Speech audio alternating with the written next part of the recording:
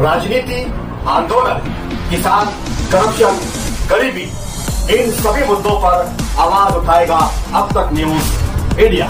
सत्ता के आगे जब भी सवाल कमजोर पड़ने लग जाए तो सवाल उठाने पड़ते हैं। बोल के लफ्ज आजाद है तेरे, बोल के सच जिंदा है अब तक। आज की तकरीब के सदर मोहतरम शेख रशीद साहब के पुराने साथी और मेरे सरपरस्त साबिक म्युनिसिपल काउंसिलर जैनुद्दीन बीए साहब, मंच पे तशरीफ फरमा मेरे वालिद मोहतरम के बड़े भाई, मेरे बड़े बाबा, जिनके हाथों से अभी इस किताब का इजरा हुआ, हाजी शेख रफीक साहब, और मंच पे तशरीफ फरमा शेख रशीद साहब के तमाम ही पुराने मुखलिस साथी, Sheikh Abdul Qadir education welfare society के तमाम ही सदर व अराकीन, और मेरे सामने तशरीफ फरमा शेख रशीद साहब से मोहब्बत करने वाले तमामी बुजुर्ग हजरात, नौजवान साथी, दोस्तों और साथियों, सबसे पहले मैं Sheikh Abdul Qadir education welfare society के तमामी सदर व अराकीन का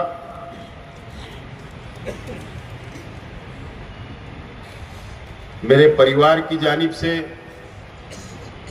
पार्टी के तमाम जिम्मेदारान की जानिब से,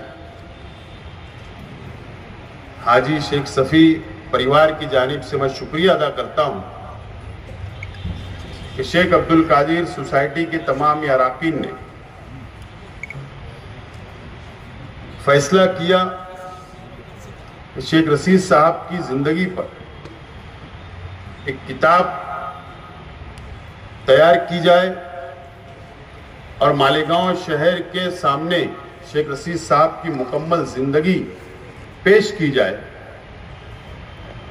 सोसाइटी के तमाम ही अराकीन ने फैसला किया। मैं तमाम ही साथियों का शुक्रिया अदा करता हूं।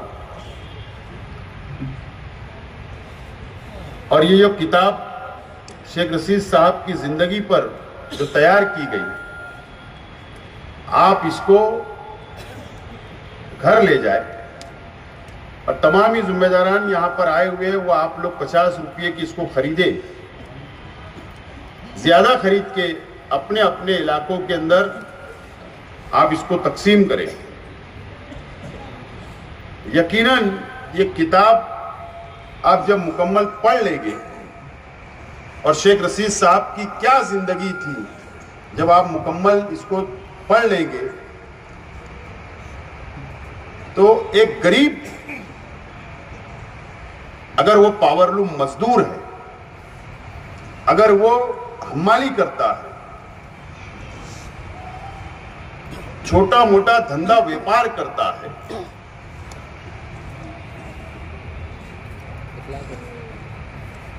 किताब पढ़ने के बाद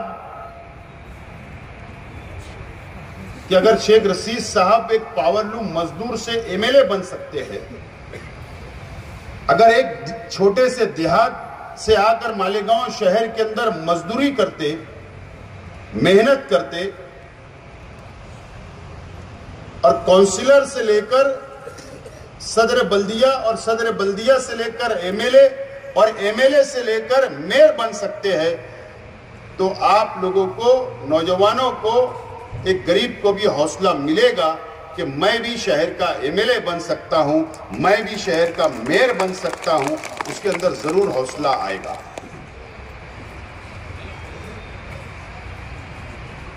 इसके ऊपर एक डॉक्यूमेंट्री फिल्म बना सकते हैं, एक फिल्म बनाई जा सकती है शेख रशीद साहब की जिंदगी पर। जिंदगी के ऐसे ऐसे मोड़ इसके अंदर साथियों ने जो यहां साथी बैठे हैं, साबिर गवर साहब, हलीम सिद्दीकी साहब, अनीस अजहर साहब, अतीक सर, फकीर मोहम्मद सादत खान साहब, जैनुद्दीन बीए साहब, सब्बीर चाचा साहब, जाकिर पीए साहब, हैदर चाचा, ये तमाम ही साथियों ने मुकम्मल शेख रशीद साहब की जिंदगी इसके अंदर उतारने का काम किया। ऐसे ऐसे मोड़ आए जिंदगी के, वो आप पढ़ने के बाद आप खुद महसूस करेंगे। ये किताब आप जरूर पढ़िए। बहरहाल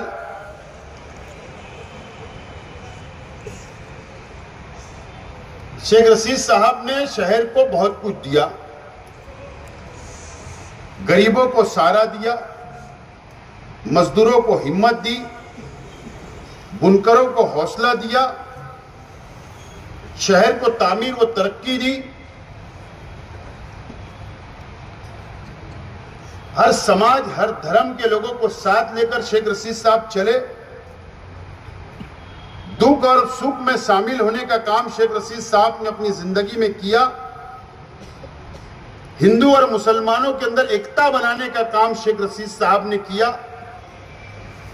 और तमाम ही गरीब वर्करों को आगे लाने का काम किया, उनको लीडर बनाने का काम किया, कॉरपोरेटर बनाने का काम किया, चेयरमैन बनाने का काम किया, अलग अलग ओहदों पे पहुंचाने का काम शेख रशीद साहब ने अपनी जिंदगी में किया। ये किताब कहाँ भाई? और अगर शेख रशीद साहब ने सब कुछ किया है तो क्रेडिट शेख रशीद साहब के मेरे चाचा खलील दादा, शेख जलील साहब, शेख अकील साहब, शेख रमजान साहब, शेख बसीर साहब और शेख रफीक साहब, ये जो भाई है, अगर कई मिसाल आपको भाइयों के अंदर एकता, परिवार के अंदर एकता और एक दूसरे के लिए जान कुर्बान करने के लिए, अपनी जान माल सब कुछ लगाने के लिए अगर कोई मिसाल आपको नजर आएगी तो मुझे यकीन है कि वो हाजी शेख सफी परिवार है और ये तमाम ही हमारे परिवार के लोग। शेख रशीद साहब को उन्होंने हौसला दिया और शेख रशीद साहब ने सियासी सफर, समाजी सफर शुरू किया और उनके तमाम ही पुराने साथी आज मेरे इस मंच के ऊपर मैं देख रहा हूं कि बचपन के साथी भी इस मंच के ऊपर है। पावर लूम चलाए जो शेख रशीद साहब के साथ, वो भी मंच के ऊपर है। जो लोग सियासत में शेख रशीद साहब के साथ लोग, वो भी इस मंच के ऊपर है। एक 1985 में हजार खोली इलाके के अंदर शेख अब्दुल कादिर सोसाइटी की बुनियाद रखने वाले भी आज इस मंच के ऊपर है और आज के दौर में आखिरी सांस तक शेख रशीद साहब के साथ मौजूद रहने वाले भी आज इस मजमे के अंदर, इस मंच के ऊपर, इस मंच पर साथ में है। और आखिरी तक जो शेख रशीद साहब को, जो हमारे शेख रशीद साहब के चाहने वाले, सियासत के अंदर लड़ने वाले, तहरीक चलाने वाले, इंसाफ दिलाने के लिए शहर की आवाम को साना बसाना साथ चलने वाले, वो सब लोग आज मेरे साथ, मेरे परिवार के साथ खड़े हैं। मैं मुबारकबाद आप लोगों को देता हूं, आपका शुक्रिया अदा करता हूं, उम्मीद के साथ कि आइंदा भी ये सफर को हम लोग को आगे बढ़ाना है। आप लोग मेरे परिवार का साथ दे, हमारा ताउन करिए। इंशाअल्लाह मैं परिवार की तरफ से इस बात का यकीन दिलाता हूं कि शेख रशीद साहब ने जिस तरीके से सबको साथ लेकर चले, गरीबों को साथ लेकर चले, मजदूरों को साथ लेकर चले, मुजाफात की बस्तियों के लोगों को साथ लेकर चले, बुनकरों को साथ लेकर चले, इंशाअल्लाह मैं भी सबको साथ लेकर चलने का काम करूंगा। शेख रशीद साहब के नक्शे कदम पर चलने की मैं कोशिश करूंगा। मैं वहां तक तो नहीं पहुंच सकता, लेकिन मैं कोशिश करूंगा। आप हमारा ताउन करें। आपको यह समझना होगा, हमारे तमाम ही साथियों को यह बात समझना होगी। मैंने कई मर्तबा कहा यह बात हमारे परिवार को हक था, हमारे परिवार को हक था। आज से 2 साल पहले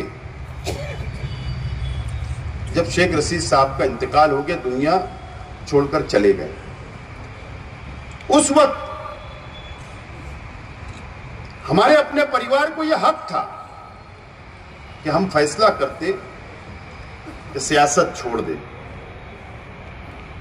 सियासत से हम लोग अलग हो सकते थे, यह हमको हक था। लेकिन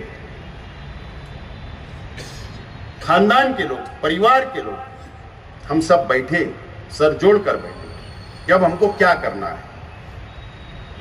शेख रशीद साहब दुनिया से चले, खलील दादा चले गए, अब हमको करना क्या है। मशवरा हुआ, तय हुआ कि शेख रशीद साहब के कामों को हमको आगे बढ़ाना है, और हमने फैसला किया कि समाजी काम और सियासत में हमको रहना है और साथ लेकर सबको चलना है, आवाम की खिदमत करना है, सुख दुख में शामिल होना है और सबको साथ लेकर चलने की हमने फैसला किया, और आज हम आपके सामने खड़े हैं। मुझको याद है, शायद आपने कहीं सुना होगा, 2009 में शेख रशीद साहब असेंबली का इलेक्शन हार गए, डिमोलिशन हो गया, असेंबली हल्का तब्दील हो गया, कैंप और समक्सेर उस वक्त अलग हुआ था सेंट्रल असेंबली हल्के से। हालात उस वक्त तो भी ऐसे आए, एक मोड़ आया कि शेख रशीद साहब की तो उनकी पहचान है, कभी वो परवाह नहीं करते कोई चीज की। इलेक्शन हो या कारोबार हो, पैसा लगा देते हैं, उसका परिणाम जो भी हो, उसका नफा नुकसान कभी शेख रशीद साहब ने नहीं सोचा। और 2009 के इलेक्शन के बाद से ऐसे हालात आए, परिवार पर आए, पार्टी पर आए, और उस वक्त शेख रशीद साहब का पैर का ऑपरेशन हुआ, और उसके बाद म्युनिसिपल कॉर्पोरेशन का इख्तियार भी हमारे पास नहीं था, वो भी साथ में चला गया था 2007 में। 2009 में एमएलए शिप भी चली गई थी। मैं उस बात का चश्मदीद गवाह हूं। शेख रशीद साहब ने मुझको बुलाए, खलील दादा को बुलाए, और हमारे परिवार को सबको जमा किए और मशवरा किए कि आप अपने हालात, अब ये इजाजत नहीं देते कि हम लोग शहर की लीडरशिप करें, शहर की क़यादत करें, तो क्यों ना ये बात का हम लोग फैसला करें कि हम लोग शहरी सियासत से बाजू में होते हुए सिर्फ वो कॉर्पोरेशन के अंदर 2-3 वार्ड के अंदर अपने परिवार के लोग अगर कहीं ख्वाहिश रखते हैं तो वहां तक सियासत को महदूद रखो। ये बात का फैसला हुआ। मैं नाम नहीं लूंगा, लेकिन उस वक्त पार्टी के अंदर कुछ रुपया पैसे वाले लोग भी मौजूद थे, और उस वक्त तो सफारी गाड़ी मोती कलर की वाइट, उसमें शेख रशीद साहब घुमा करते थे। ऑपरेशन नहीं हुआ था उससे पहले की बात, उसके बाद ऑपरेशन हुआ।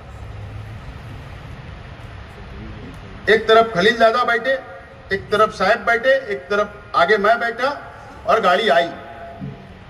एक जगह हम गए और वहां पर शेख रशीद साहब ने कहा कि हम लोग इसके लिए आपके पास आए, वो भी परिवार जमा था, हम लोग इसके लिए आपके पास आए कि आपके पास ताकत है, रुपया है, पैसा है। अब यहां से 5 साल असेंबली का इलेक्शन है, आप अभी से शुरुआत करो, शहर की लीडरशिप अपने हाथ में लो, क़यादत करो, हम आपके साथ रहेंगे, और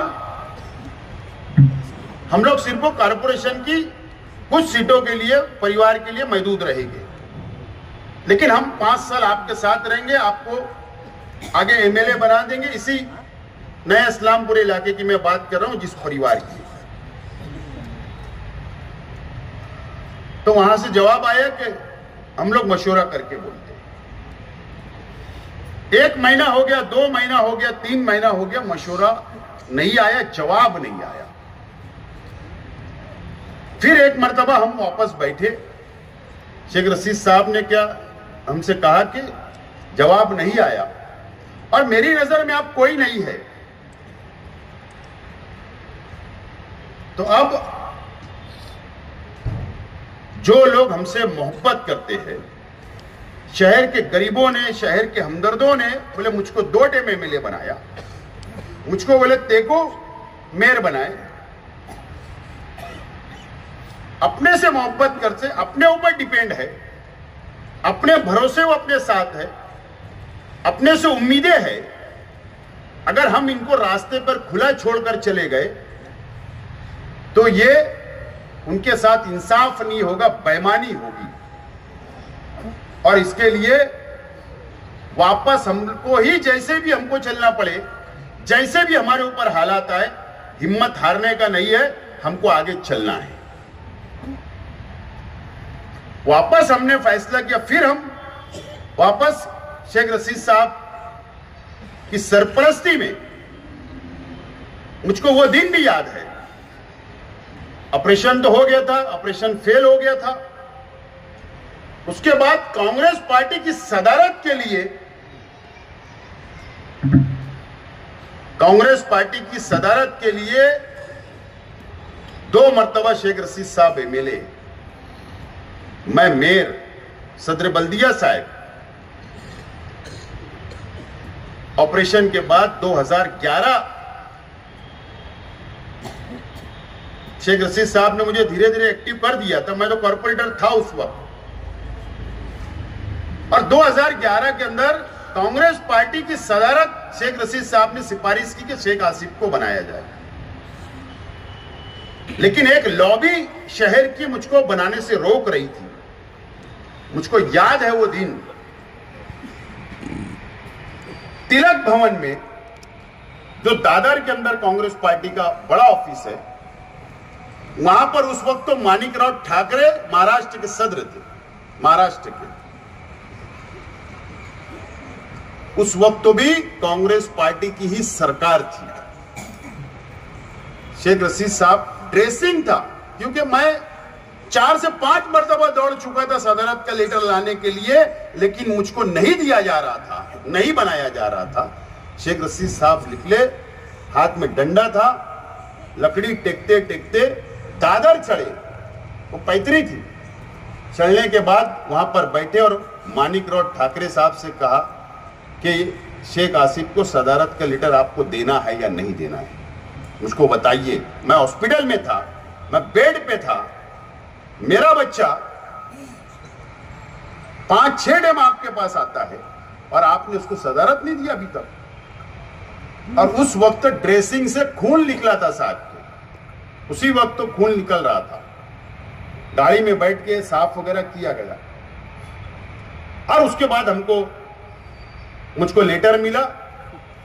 उस वक्त तो भिवंडी के सोएब गुड्डू को और मुझको साथ में सदारत का लेटर मिला। उसके बाद भी हमने हार नहीं माना और 2012 का म्युनिसिपल कॉर्पोरेशन का इलेक्शन आया। शेख रशीद साहब बिस्तर पर थे, रिंग लगा हुआ था, ऑपरेशन फेल हुआ था।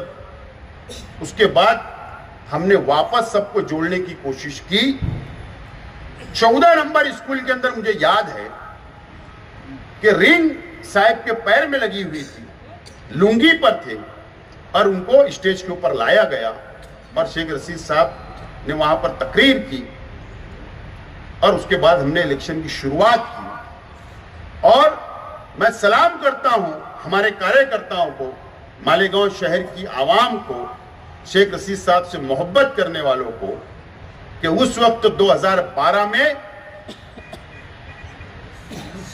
जब मैं सदर था, मैं घूम रहा था, प्रचार कर रहा था, साहब एक तरफ से प्रचार कर रहे थे, तायरा शेख रशीद साहिबा वो अलग से प्रचार कर रहे थे। उस वक्त 2 का पैनल था और जब विश्लेषण होता था, ओपिनियन पोल निकाला जाता था, तो 1 नंबर पर आज के एमएलए साहब की पार्टी को बताया जाता था ओपिनियन पोल में 2012 में। 2 नंबर पर जनता दल सेकुलर को बताया जाता था और ओपिनियन पोल में हमको 3 नंबर पे रखा जाता था। हम 10 से 12 सीट का ओपिनियन पोल हमारा था। लेकिन उस वक्त शेख रशीद साहब को और मुझको इतना कॉन्फिडेंस था। मैं एक बात जिक्र करता चलूं, वो एक दौर जब आया था तो जब मुझको भेजते थे, चला जाओ वर्कर के पास, चले जाओ साबिक कॉर्पोरेटर के पास, चला जाओ उसको बोलना तू पार्टी में टिकट ले ले, तू फला जगह जा। मुझको दौड़ाते थे, चलाया करते थे और मुझको ऐसा लगता था मैं रुक जाता था। मैं दौड़ता नहीं था, सुस्त तो रहता था, लेकिन साहब दौड़ाते रहते थे। मैं कई लोगों के पास वक्त गया तो मुझ पर कई लोगों ने हंसे कि अब तुम्हारी सियासत खत्म। मुझको याद है मैं साहब को आकर बोलता था उड़को के घर पे कि उसने फला ने ऐसा जवाब दिया, फला ने ऐसा जवाब दिया। तो शेख रशीद साहब का जुमला था, बोले ये वक्त जो अपना चल रहा है, ये जो वक्त अपना चल रहा है, ये छन्नी में से जो छन जाएगा वो अपना नहीं रहेगा और जो चन्नी में रह जाएगा वो अपना रहेगा। ये शेख रशीद साहब का जुमला था। बहरहाल कॉन्फिडेंस बहुत था शेख रशीद साहब को, हमको। और मुझको याद है, जहूर खान साहब इस बात के शायद उनको याद होगा, तो कुरैश जमात खाने वाली रोड के ऊपर ये मीडिया की गाड़ी आई और मैं रिक्शे में आया, शायद अपनी वहां मुलाकात हुई। ब्लू बर्ड जो भी बंगला बना उसके सामने, मुझे वो बातें याद है। मैं उतरा, आप लोग भी उतरे। मैंने आपसे पूछा कि मीडिया वालों की क्या रिपोर्ट है, तो शायद बोले नहीं तुम 2 या 3 नंबर पर रह गए। उस वक्त तो यही रुझान था। अल्लाह का करम है, नतीजे आए। शहर की आवाम ने 25 कॉर्पोरेटर चुन कर दिए, 25। और दोबारा हमको इक्तदार मिला और 2012 में हमारा मेयर बना, हम वापस आए और उसके बाद फिर शहर की आवाम ने हमारा साथ दिया। उसके बाद अल्लाह का करम है, आप लोगों की मेहनत, आप लोगों की जद्दोजहद से मैं 2014 में ही मेयर बन गया था, जो कोई कबूल नहीं करता था शेख आसिफ को। मुझे याद है कि गार्डन के पास राब्ता ऑफिस के ऊपर शेख रशीद साहब ने मीटिंग ली और शेख रशीद साहब ने बैठकर कहा मेरी गैर मौजूदगी में कि मैं अब इलेक्शन नहीं लड़ूंगा असेंबली का और आसिफ इलेक्शन लड़ेगा। तो मजमे में से कई लोगों ने मुखालफत की थी, लेकिन शेख रशीद साहब ने फैसले पे अड़े रहे कि बोले अगर मैं आज इसको नहीं लड़ाऊंगा तो कब लड़ाऊंगा, ये कब आगे बढ़ेगा, इससे ज्यादा क्या होगा, हारेगा ना, लेकिन मैं उसको लड़ाऊंगा। और उसके बाद एक काफिला निकला और आज के एमएलए साहब को, जो उस वक्त ये भविष्यवाणी की जाती थी, अंदाज बनाया जाता था कि 15 साल 25 साल इस शख्स को कोई नहीं हरा सकता, आज के एमएलए साहब को 5 साल के अंदर शेख रशीद साहब ने हिकमत अमली से उनको हराया और मुझको खड़ा किया और 16,000 रुपए से मैं चुन कर आया। उसके बाद ये काफिला आगे बढ़ रहा है। आज आपको मैं ये बोलना चाहता हूं कि शेख रशीद साहब की अगर किताब का इजरा हम आज कर रहे हैं उनकी जिंदगी पर, अगर आज हम उनकी जिंदगी पर बात कर रहे हैं, अगर आज हम उनको याद कर रहे हैं, तो आज अगर ये तमाम जिम्मेदारान हम ये बैठे हुए, आप अपने आप में एक अंजुमन हो, एक एक शख्स अपने आप में एक अंजुमन है, आपके पीछे हजारों लोग हैं, आपके पीछे बड़ी खानदान है, आपके पीछे हजारों लोग चलते हैं, आपसे सलाह मशवरा करते हैं, ऐसे लोग आज इस मंच पे, इस मजमे के अंदर बैठे हैं।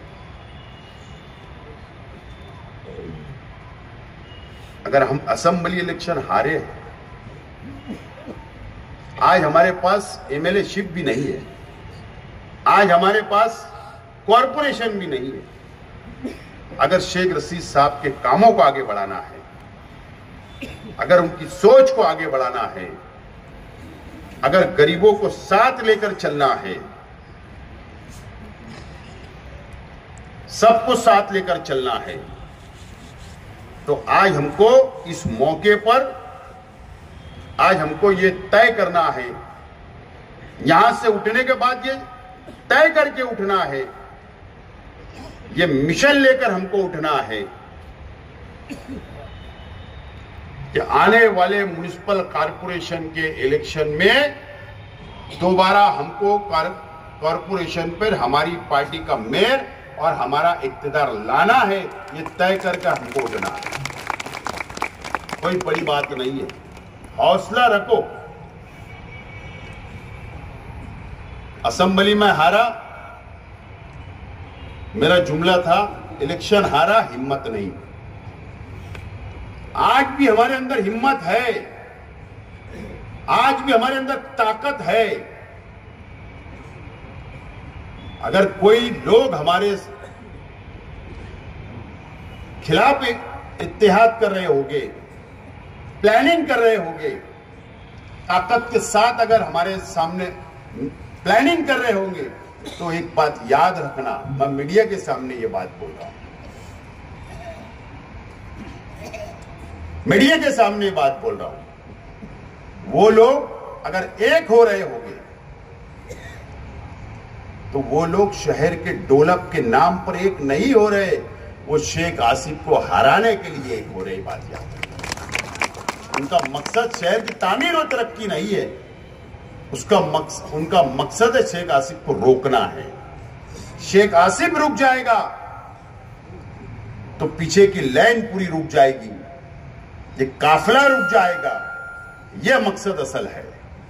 ये काफिला रोकना चाहते हैं, तुम्हारे सफर को रोकना चाहते हैं, ये आपको समझना है। और उसके बाद हमको एक नए हौसले के साथ हम लोगों को आगे बढ़ना है।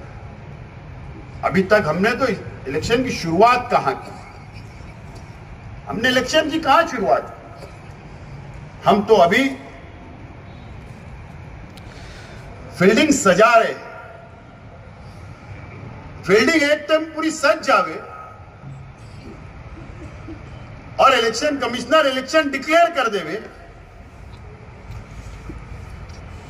उसके बाद तो हमारे उम्मीदवार तो किसी से भी हाथ मिलाने के लिए तैयार है और कुश्ती लड़ने के लिए तैयार रहेंगे। हम पीछे हटने उठने वाले नहीं हैं। लेकिन एक बात जरूर बोलना चाहता हूं,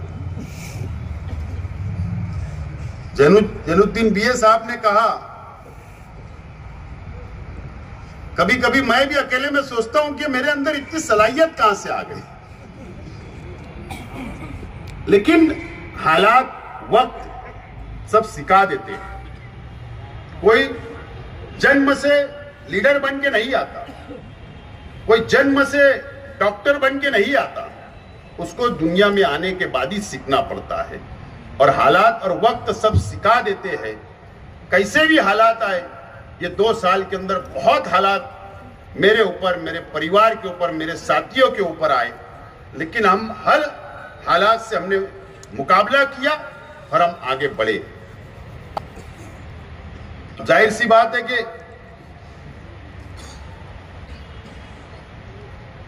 शेख रशीद साहब की सरपरस्ती में तैयार हुआ हूं,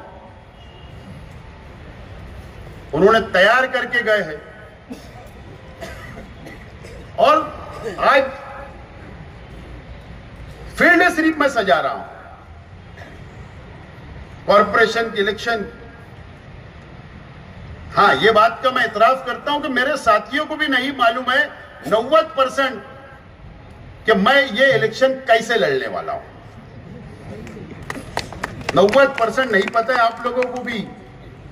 ये इलेक्शन ऐसा लड़ा जाएगा, शायद ये इसका कॉरपोरेशन का इलेक्शन इससे पहले कभी नहीं लड़ा गया। उस हिकमत अमली से सियासी तौर पर और हिकमत अमली से ये इलेक्शन को लड़ने की मेरी अपनी तैयारी है। वक्त वक्त पर आपको नजर आने लगेगा और शहर के आवाम को भी वक्त वक्त पर नजर आने लगेगा। तो साथियों, मैं आज आपसे ये अपील करता हूं, ये बहुत बड़ी लड़ाई है।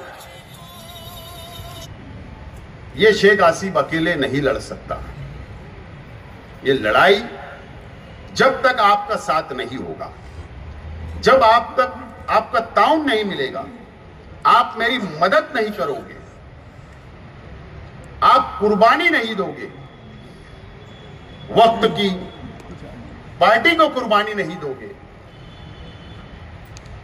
आपका सपोर्ट नहीं रहेगा, ये जंग मैं नहीं जीत सकता। मैं आज आपसे हाथ जोड़ के गुजारिश करता हूं। कई हमारे अपने साथी यहां बैठे, शेख रशीद साहब के चाहने वाले, मोहब्बत करने वाले, माफ करना अगर मेरी बात किसी को बुरी लगे, कि शेख रशीद साहब ने बहुत कुछ सबको दिया है। किसी को 1 मर्तबा कॉर्पोरेटर बनाया, किसी को 2 मर्तबा बनाया, किसी को 3 मर्तबा बनाया, किसी को अलग अलग ओहदों से नवाजा। किसको बड़ा करने के अंदर शेख रशीद साहब का थोड़ा तो हिस्सा होगा। कई लोगों को तैयार किया शेख रशीद साहब ने। एक यूनिवर्सिटी तैयार की, एक यूनिवर्सिटी शेख रशीद साहब ने तैयार करके गए। आज जो हम बैठे हैं,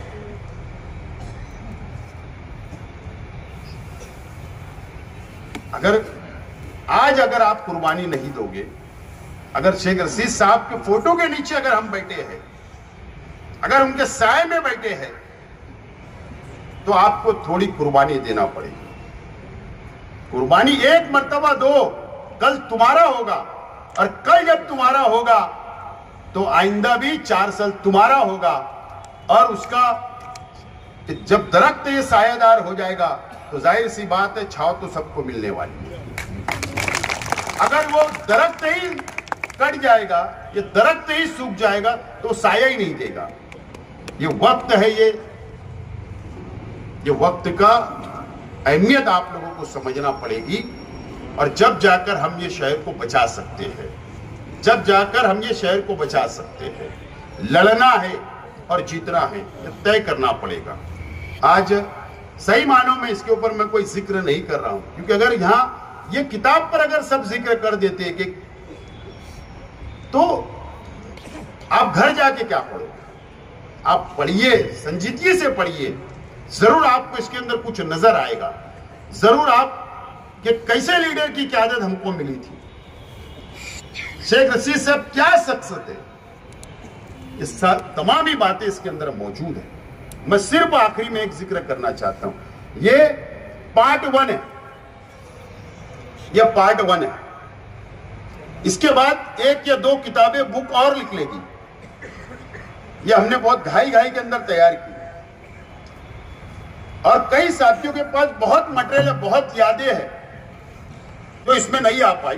तो तमाम ही साथी जमा करवाए शेख अब्दुल गाजी सोसाइटी के जिम्मेदारान के पास। इंशाल्लाह आइंदा उसके अंदर उसको शामिल किया जाएगा। पार्ट 2 भी हम लोग किताब देंगे, लेकिन हम वो किताब जरूर देंगे।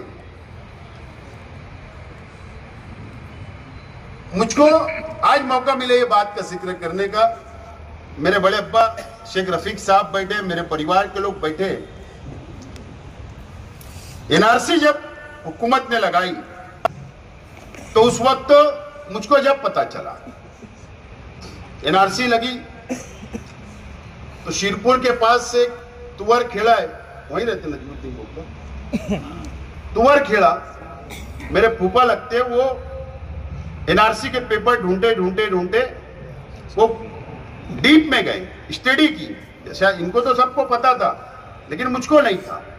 जब मुझको पता चला, ये बात बिल्कुल सच है। क्यों इसलिए बोलना पड़ रहा है कि कई लोग बोलते पिलखोड़ भेजने का, अभी तक नहीं भेज पाए, लेकिन और एक आगे बता रहा हूं। बोला कई लोगों ने पिलखोड़ भेजने के, लेकिन भेज नहीं पाए। लेकिन आप उनको थोड़ा सफर और लंबा करना पड़ेगा। हम लोग असल में ललिंग के रहने वाले हैं। ये जो ललिंग है धुलिये के पास, इसमें जिक्र है, उस बात का जिक्र है। तो तो हम लोग असल में ललिंग के रहने वाले हैं,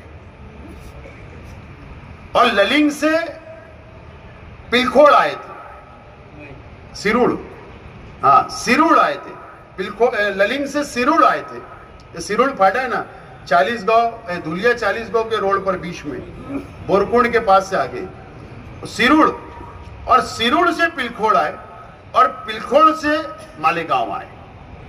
लेकिन इसके अंदर एक बात का जिक्र है कि हम ललिंग, हमारे पुरखे क्यों आए थे? तो असल में ललिंग एक किला है, जैसे यहां का एक किला है तो वो एक किला है, और किले की हिफाजत करने के लिए या वहां पर मजदूरी करने के लिए आमतौर पर अरब कंट्री के लोगों को बुलाया जाता था। ऐसा ही है ना सर, अरब कंट्री के लोगों को बुलाया जाता था। लेकिन हम लोग उसकी डीप में जा रहे हैं कि ललिंग से पहले हम लोग कहां के थे। मैं वो थोड़ा हम डीप में जाके थोड़ा वक्त इलेक्शन के बाद मिलेगा तो मैं तहकीकात करता हूं, फिर इंशाल्लाह आपको आगे बताया जाएगा। बहरहाल हम लोग ललिंग, और ललिंग से सिरुड़, और सिरुड़ से पिलखोड़, और पिलखोड़ से मालेगांव, ये हमारा सफर है। और फिर यहां से हमारा सफर अभी यहां तक पहुंचा है, और अल्लाह का शुक्र अदा करता हूं कि अल्लाह ताला ने हमारे परिवार से, शेख रशीद साहब से, हमारे परिवार से अल्लाह ताला ने खिदमत की। आज तक अल्लाह ताला हमसे खिदमत ले रहा है। मैं दुआ करता हूं कि अल्लाह ताला इसी तरीके से हमारे परिवार से कौम की, मिल्लत की, गरीबों की खिदमत लेते रहे, और हम सब मिलकर शेख रशीद साहब की मग़फ़िरत के लिए दुआ करें। अल्लाह ताला उन्हें जन्नतुल फिरदौस में आला से आला मुकाम अता फरमाए। और मेरी बात जाने अनजाने में अगर कोई गलती हुई हो गई तो मैं माफ़ी चाहता हूँ, माजरत चाहता हूँ।